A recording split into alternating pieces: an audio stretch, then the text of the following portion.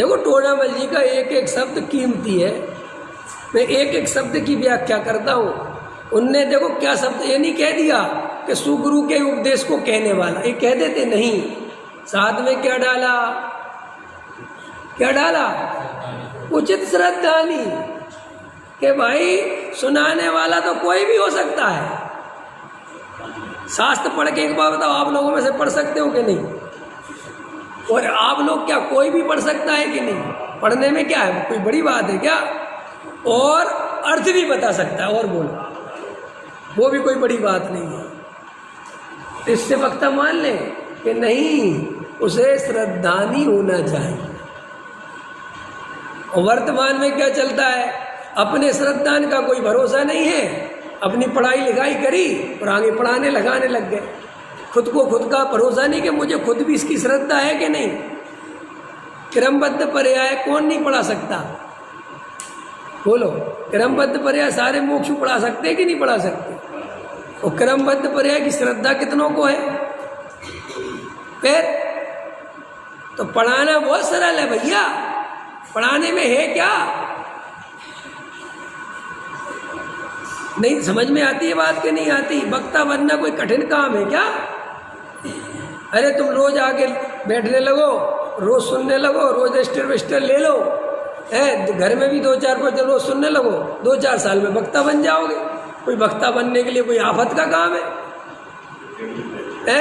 श्रद्धानी होना बहुत कठिन है।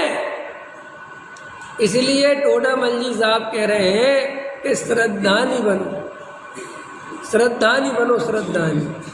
अंतरंग में अगर श्रद्धा नहीं है तो ये सुनने सुनाने की कोई कीमत। इसलिए मैं आप लोगों से बहुत समझ लो, बहुत हृदय से कहता हूँ कि भैया मेरे प्रवचनों को भी, ये तो मैं प्रवचन शब्द ही गलत है, प्रवचन तो अनंत भगवान के होते हैं, मेरे स्वाध्याय को आत्म कल्याण की भावना से सुना करो। बिल्कुल इधर उधर अकल मत लगाया करो कि किसी पे कमेंट्स कर। मैं किसी पे कमेंट्स नहीं कर रहा, मैं सिर्फ आपको ये बता रहा हूँ कि भूल निकल जाए। लेकिन जब भूल निकालूंगा तो वो कहीं ना कहीं तो पड़ेगी ना,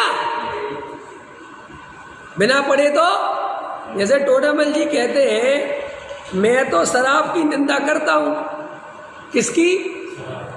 अब कलार पे तो वो पड़ेगी पड़ेगी, क्योंकि शराब कौन बना रहा है? कलार। तो उसको क्या लगेगा कि ये मेरे से कहा जा रहा है, लेकिन हमें कलार से क्या लेना देना भाई।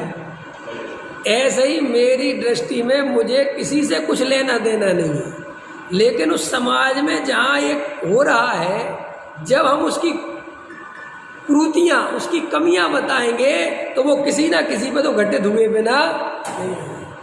जब हम किसी कुगरू का स्वरूप बताएंगे तो जो कुगरू होगा वो तो फंसेगी। अब मुझे कुगरू से क्या लेना देना, मैं तो कोई कुगरू के साथ जा नहीं रहा, लेकिन स्वरूप है तो बता दे।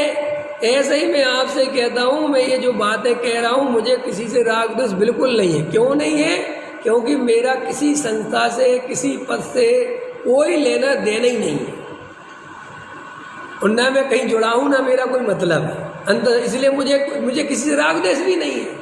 वो तो मैं तुम्हें स्वरूप बताता हूँ ताकि तुम्हें ये क्लियर हो जाए कि आत्म कल्याण कैसे करना है।